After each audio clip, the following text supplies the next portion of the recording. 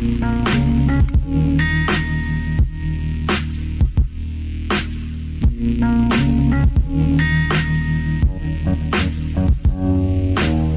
to Doctrine and Devotion. Today we're giving away a peek at our all-access content by sharing an episode of Banter of Truth with everyone. Banter of Truth is a podcast that is commercial-free and exclusive for those who support the podcast. Now, if you like what you hear and you do want to support the podcast, you can subscribe to All Access right in your podcast player. Just scroll down and look for the link that says Support This Podcast. Click that link and you'll be good to go. Thanks for listening.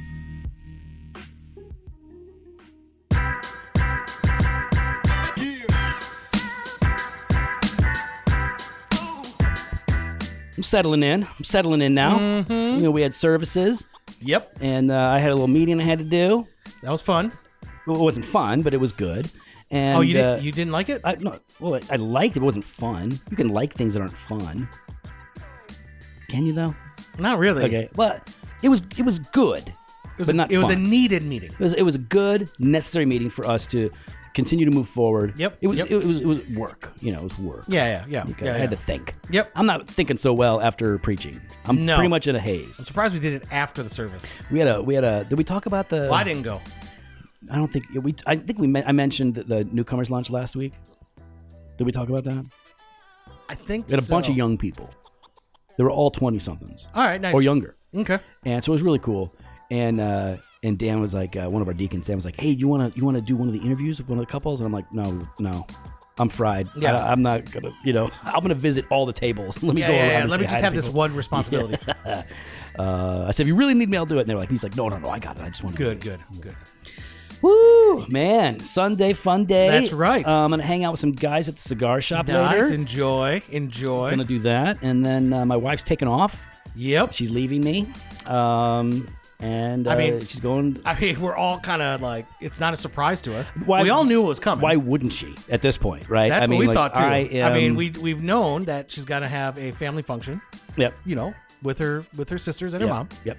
I mean, it's not a surprise to any of us. No, she's going. She's going to go visit her mom from Germany, her sister from Germany, and her sister who lives on the East Coast. I have no idea where she lives. How do you not? I don't pay attention. But what, I'm not going to go. I don't know. Her sister's lived here for a long time. Well, she lived in Colorado for a long time. She's moved. When did she move? I don't know.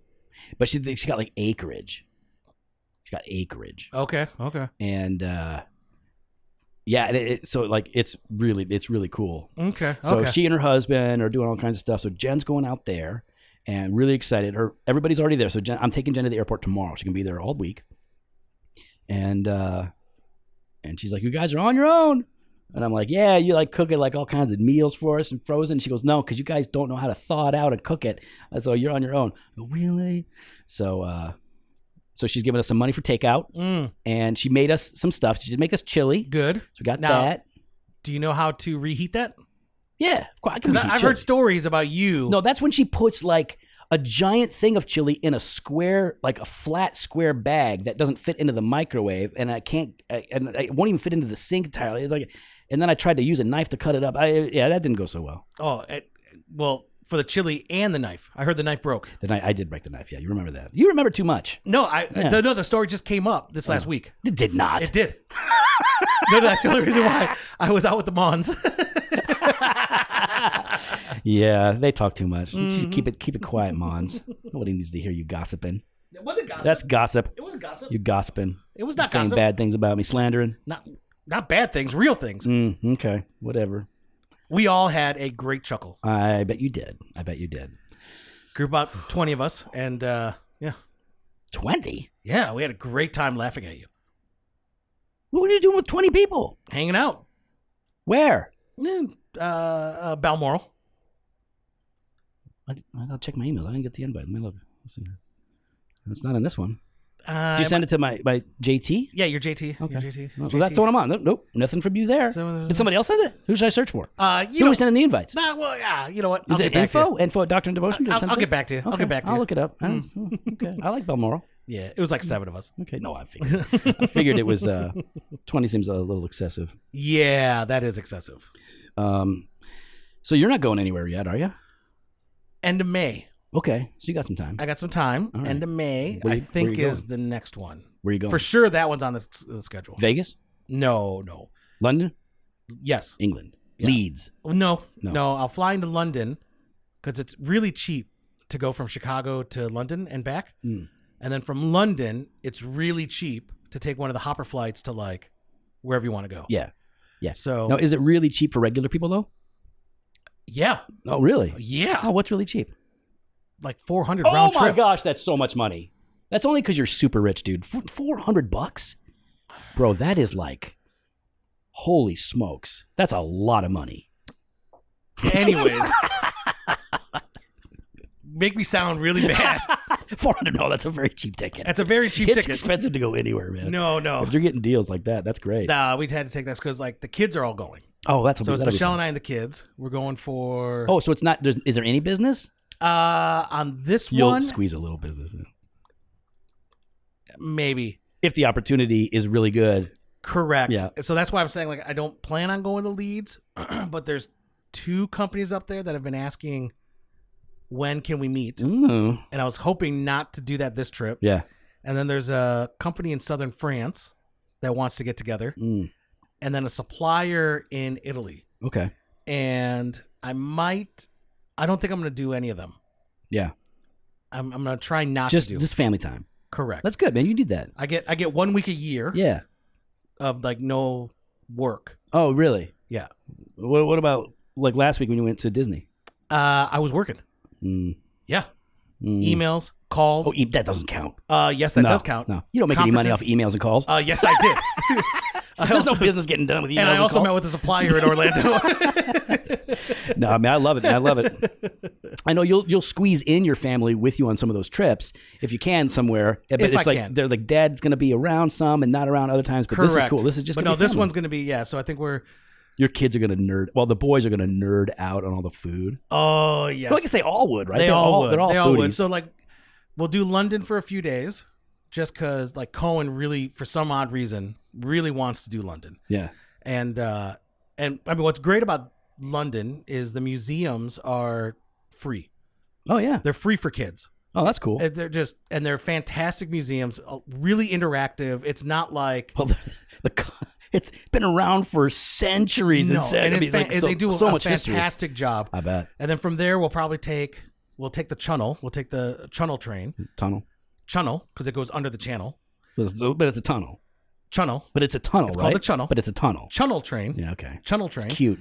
To cute Paris. England. And we'll spend a few days in Paris because Ariana really wanted to do Paris. Yeah. Oh, and then I don't know what's going on, but all 3 kids are amped, and they've been talking for about 2.5, 3 years, begging me to take them to Pompeii.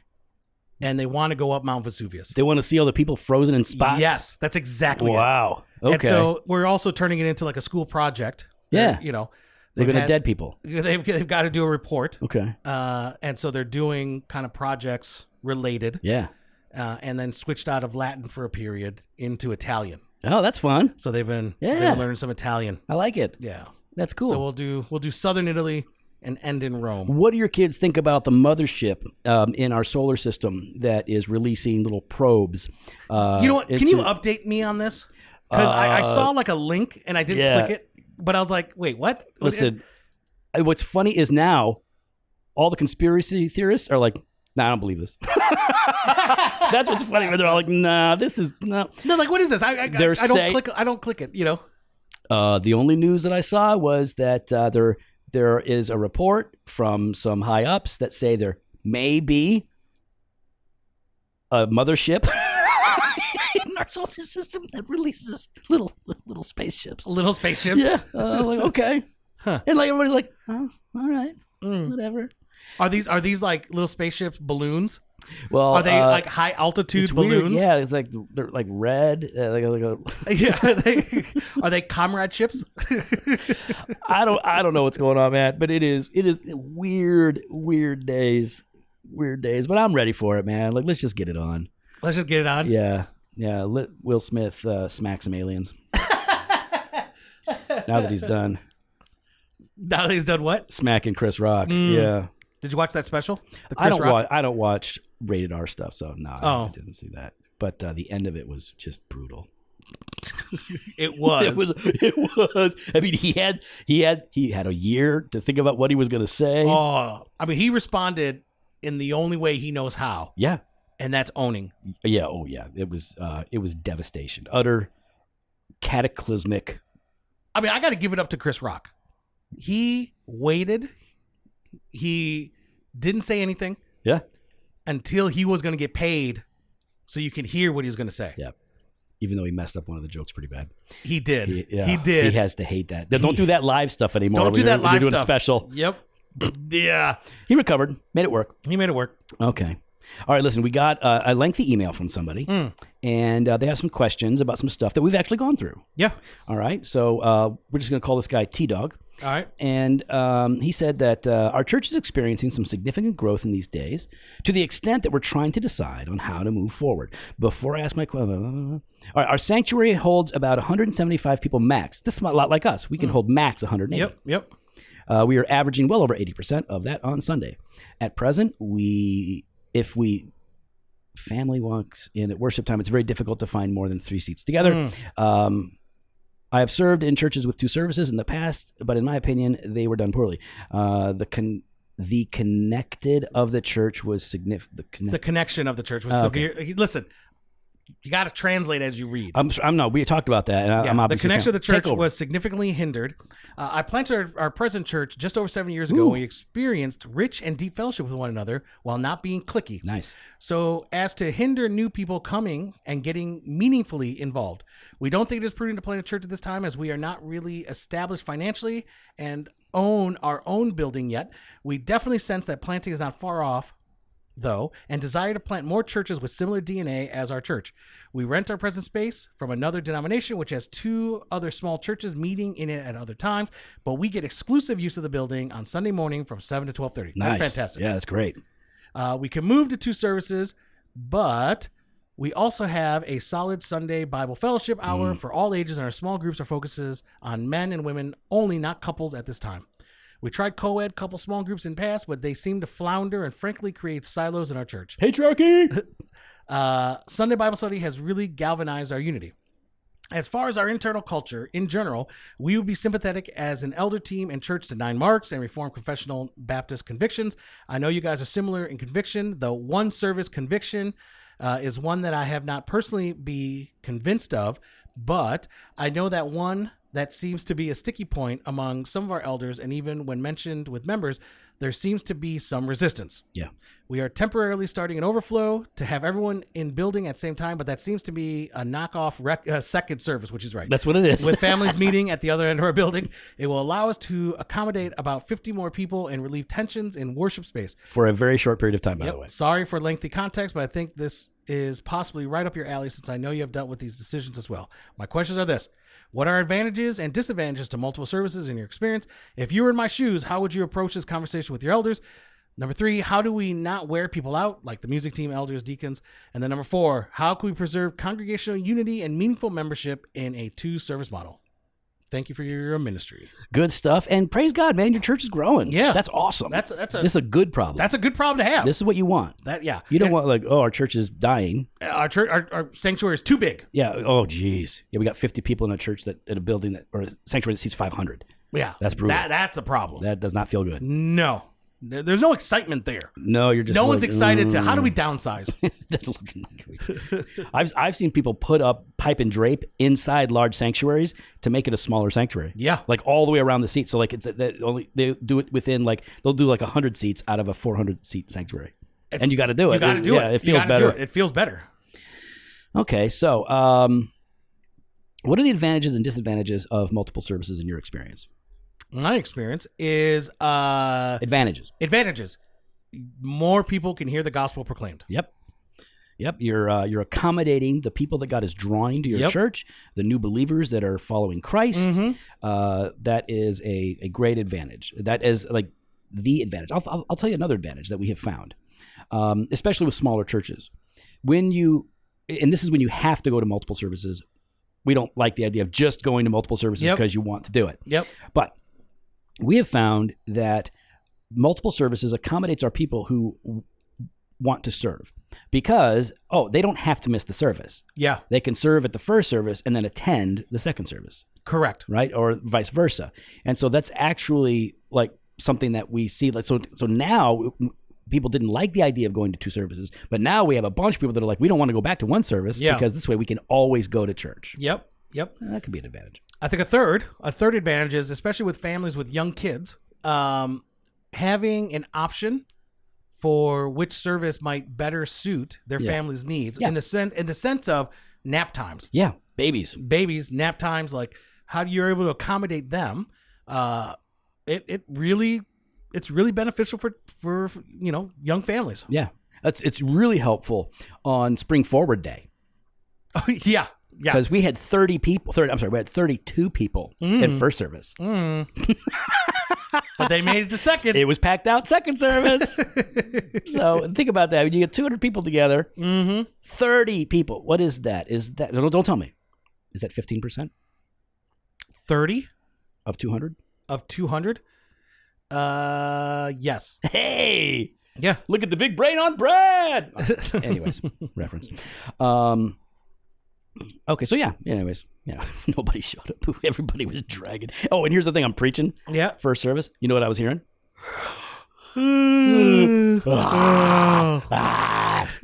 Yawning. Thanks, guys. At least yawn discreetly so I don't hear you while I'm preaching. I know it may be boring, or it may just be that you're sleeping. I don't know, but all I can hear. People are tired, Joe. People are tired. They're probably tired of my preaching too. It's fine. No, I doubt it.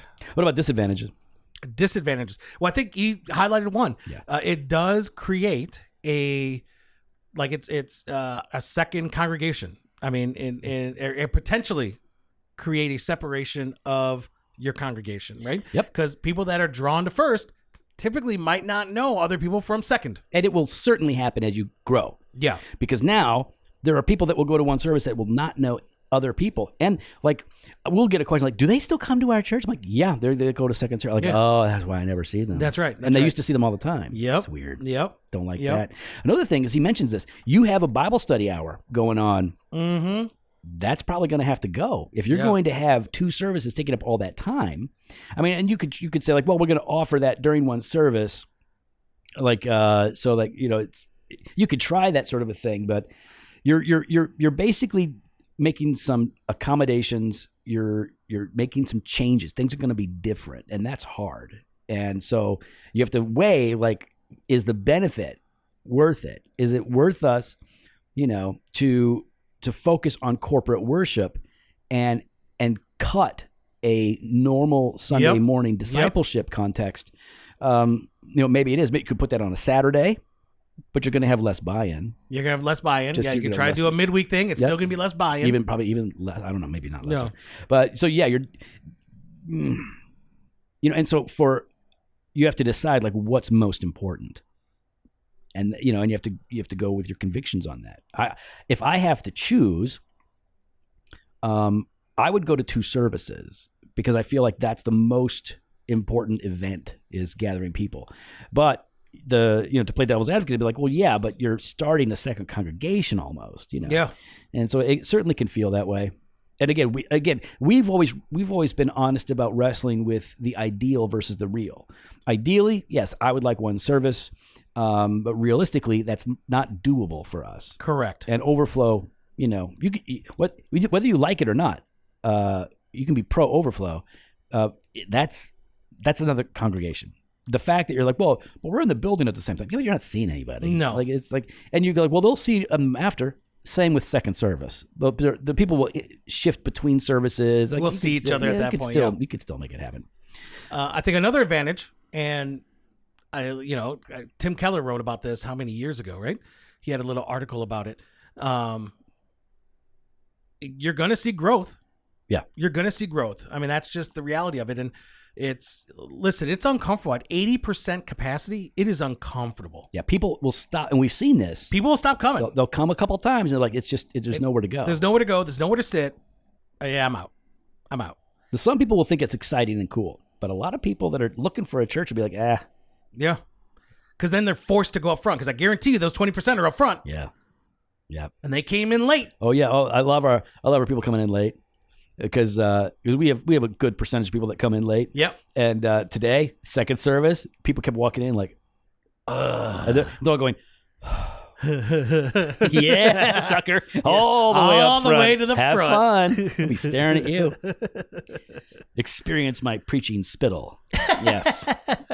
All right, Jimmy, if you were in his shoes, how would you approach this conversation with the elders? Yeah, I mean, I think I would, some of the things you just talked about there, Joe, I would ask, okay, what are the pros and cons? And But before we even get to the pros and cons, I would ask, what are our goals as a church? Yeah. Like, what is it that we value the most? Yeah. Right. And I think, they're going to say everything. Okay, that's fine. Right. Like they're going to say, we value the Sunday morning gathering. We value the Bible hour. We value unity and community. We value a welcoming space for people. Okay, now let's rank those. Yeah. Because you can value all of them, you want all of them, but you might not be able to have all of them at the same time. Okay, so if you can only do one, which one is it going to be? Which one's it going to be? And he's like, well, we want to do them all. Okay, again, I think ranking them is a good idea, Jimmy. That way it kind of lets everybody know. Okay, so we all are on the same page here. Yeah. We all think this is the thing that we really want to do. It's a good thing to ask, like, where do you want to be in 5 years, in 10 years? Like, what if God were to continue to be at work here, what would it look like in 5 to 10 years? So you should have an idea of how big ideally your church could be, like or should be. Like, we're not in danger of blowing up, kind of church that we are. But we don't like the idea of being 500 or more. We don't like that. We would rather just stay 300 to 400 top end. Yep. That's ideal for us. We'd like to plant more churches. But again, if God's making things happen quickly, there's nothing you can do about it. There's nothing you can do about that.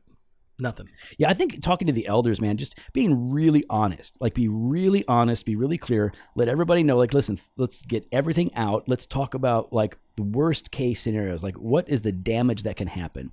What's the fallout of going to 2 services? What's the fallout of not? Are we being faithful and good stewards if we do one or the other? Yeah. Like, in what way is going to 2 services going to honor the Lord, but in what ways could it dishonor the Lord? What's possible? What's possible? Yeah. And I think having a plan together and say, with whatever we do, we own this together. 100%. This is not a, all of us and there's only one person that disagrees and they're causing a bit of a stink about it. You don't need that. Yeah. And listen, if you've got an elder that's going to cause a stink like that, they shouldn't be an elder anyways. Yeah. Right. So like, get on the same page, and that also means though, not just they want to be on the same page. All of you together on the same page. I would start telegraphing it to the congregation. Oh yeah. I would start saying things. Hey, during whatever the Bible hour or wherever else. Yeah. Hey, keep this in prayer. The elders are meeting to discuss what do we need to do, because as you can see, we're nearing capacity. Yeah. You're already 10% over where you should be. Yeah. Right? You're already 10% over. 70% is that sweet spot. Once you start getting to 70%, you need to start looking. It's just like for all my OEE nerds out there. Like, once you start... What's that? Equal opportunity employer? What is that? Huh? What'd you say? Overall... equal... Like efficiency. Like it's a production term. Oh, okay. Once you start getting to 70% capacity on a line, you need to start looking at how do I increase capacity, because I can't grow. Because 80% is full. 80%. You're maxed basically at 80%. So... because no machine ever runs at 100% efficiency, right? By the way, good analogy. Yeah. Good analogy for us. There you go, see? And it matches up with what all the smart people about churches say. Here I am. Look at that. You're welcome. Showing us another analogy. There you go. I would start just saying, look, you're feeling it, you're seeing it, we're looking to address it. Pray for us. We've got different options. We don't know. Can we buy a bigger space? Can we rent a bigger space? Not sure yet. Do we need to go to 2 services? Not sure yet. We're looking at a stopgap solution. Right? Is with this overflow. Yeah. Like, these are the things I'd be telegraphing to the congregation. Yeah. I would want to work out, like, okay, you're renting a space. It's great. It's in a church. They're giving you the sweet spot, which is rare. Yep. But if it's really important for you to be in one service, then work hard, and you're going to have to make. So here's the thing: you're going to make a concession no matter what. No matter what. So either going to go to 2 services or going to stay at 1. So the concession is, we're just going to stop welcoming people into our congregation if you stay there, or you say, you know what, we want to stay at 1 service, so we're going to meet in a gym. Yeah, meeting in a gym sucks. Nobody likes meeting in a gym. Everything's bad about a gym. But that might be a concession you're worth. That's worth making for you. Like we have told our congregation, I've telegraphed it. I've been very clear with our congregation. We're going back to our old building. Yep. It's got limitations. Yep. But we're going back to it. We might need to go to 3 services. Mm-hmm. That's going to be taxing on people. We've done it before. Mm-hmm. Also, one of the options might have to be then, instead of the children, instead of 3 services, one of the steps in between that is instead of some children starting off in the sanctuary, they start off in Journey Kids right from the start. Yeah, children's church, basically. Children's church, because then they won't be able to be a part of what we do in the first half of the service. Now, we don't like that. Don't like it. But you have to consider, like, this might be what we have to do. It opens up 30 spots. Yeah. I got to look at that. It opens up. This is a lever that I can pull before going to this. Yeah. Right? And those are the things you got to talk and telegraph and let people know, like, be in prayer, talk to us, give us some Don't let them feedback. be surprised. Don't be surprised. Nobody likes that. No one. Everyone hates that. Why didn't you say that? I didn't know we were going to lose coffee. You might lose coffee. Like, we have a little coffee bar thing.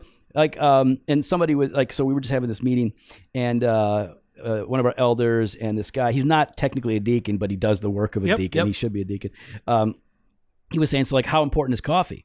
And it's like, well, it's relatively important. You know what I mean? Yep. But if it came down to it, we would give up coffee to accommodate more people. Correct. It's like, that's a no-brainer. Yeah, it's easy. Yeah. And people be like, why don't we have any coffee? Because we have people. Yep. Now, if we could do both, great, but you can't always do it. But telegraphing, that's the thing. Telegraphing so that people know, so they're not caught off guard when you make a change. Well, how do you not wear people out if you're going to multiple services?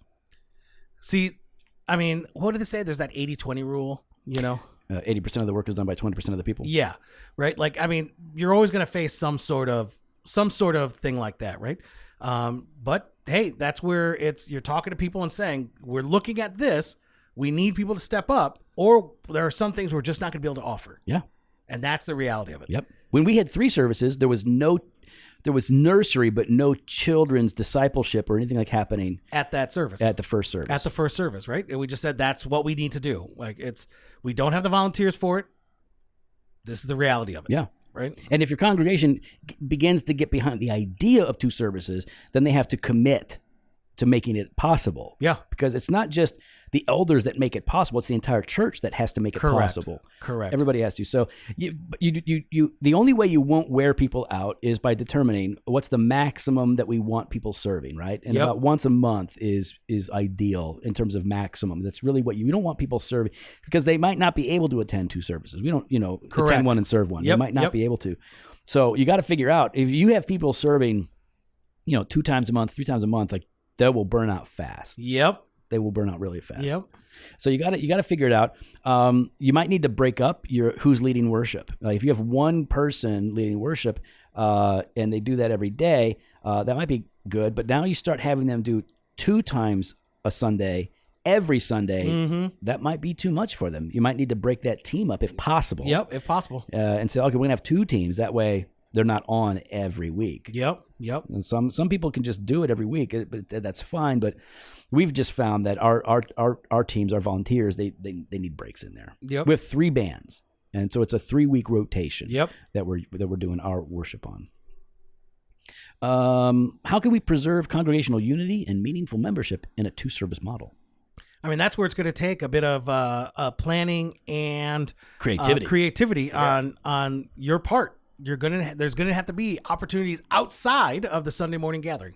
Yeah, and that's something that we're actually working on. Yep. We're working on ways in which we can get the entire church together as much as want to, for just fellowship, hanging out, doing things. And so you have to take charge of that and say, how can we get everybody together? Where can we do it? When can we do it? Yep. And depending on where you're located, if you're located in Southern California, you can go outside all the time. Yeah. Like you can always meet, right? Here we can only meet outside some of the time. Yep. And then inside and all of that. I think that's right. You gotta work at ways. In general, I would say that going to two services is a good problem to face, but it's a problem. Yeah, it just comes with. No, we have time to do one more. We got to do that other thing we promised we would get Which into. one? That what was it? Oh, here it is. Hang on, let me bring it up. Wild at Heart. We'll blow through this quick. Wild at Heart. We got an email from this guy who wanted us to give our thoughts on Wild at Heart by John Eldredge. Jimmy's favorite book on being a man. So this guy says, hey, what's your thought on this? And he mentions some other stuff that I'm not familiar with. One of my close friends is very into this. He is planning a men's retreat through our church and using their material. I have concerns, but I've also seen his life change since engaging with this material. And then he's got another question. We're not going to have time for that. Okay, so we've got a couple of resources we're going to share with you to read that are critical of Eldredge's material. There are two big problems with John Eldredge and his stuff. One is essentially how he handles the scripture, because he ultimately winds up misusing scripture. It's not just that he has a different interpretation. He's really doing damage to it. So I'll just give you the example. And here I'm going to go ahead and quote from an article by Jim Elliff. I think it's by Jim Elliff. Let me see here. Well, it's his website. Anyways, so here's the quote. John Eldredge is quoting scripture when he says, the heart of man is like deep water. He says, the meaning of the sentence as quoted by Eldredge is that the subject, heart, is described and explained by the adjective phrase, like deep water. The heart is like deep water. But that's not what the verse says. The verse says, counsel in the heart of man is like deep water. That's a radically different meaning. Yep. Because now we actually know what's happened here. The subject is the counsel in the heart, is like not the heart. So this dude is abusing scripture to make his point. And it's not that everything that he says in this book is bad. No. A lot of it is pretty cheesy and rough. But yeah, there's that. And then the way he talks about Jesus is a little blasphemous at times. Jesus, he doesn't understand inseparable operations, like his concept of God. It comes off open theism is what it comes off like. There's problems there. I think men like it, Jimmy, because at some level, he's encouraging men to take responsibility, to be serious and intentional, and to, like that, good thing. Those are great. Good thing. Those are some good exhortations. And there's so much bad material out there on what it means to be a man. Yes, you can obviously be positively influenced by a bad resource, and that's probably what's happening with your friend. If he's not going into open theism and not like taking his I'm going to handle scripture the way this guy does, well then he might not be impacted by it super negatively, but. We just say no. Meh. There are better books out there, and of course, I would encourage you to, develop scriptural understandings of what it means to be a godly man and a godly woman. For sure. Yeah, for sure. Much of the time, it's overlap. You know what I mean? It's godliness. Yes, it's godliness, and it's going to take a certain shape in men and a certain shape in women at times. But pass on Wild at Heart. Not a fan. Sorry we couldn't get to your other stuff, but hey, you know what? I'll send you an email and give you some recommendations on Reformed Baptist literature. Or maybe we'll do an episode on it. We'll see. Awesome. Well, we'd love to hear your thoughts. You can follow us online on Instagram, Twitter, @DocandDevo, or Facebook/Doctrine and Devotion. You can head to the website, doctrineanddevotion.com. There you can contact us. You can sign up for the email blast of the store, jofostore.com, and grab some gear. We got that fresh pot every Monday and Thursday. We got blog posts and video content over at the website. And we want to thank you, our All Access subscriber. This has been your Banter of Truth for Tuesday. You got your weekday wisdom Monday through Friday. If you find this beneficial, please share it along with your friends. Let them know how they too can benefit from that all access content. They can head on over to doctrineanddevotion.com/all access and register today. Later.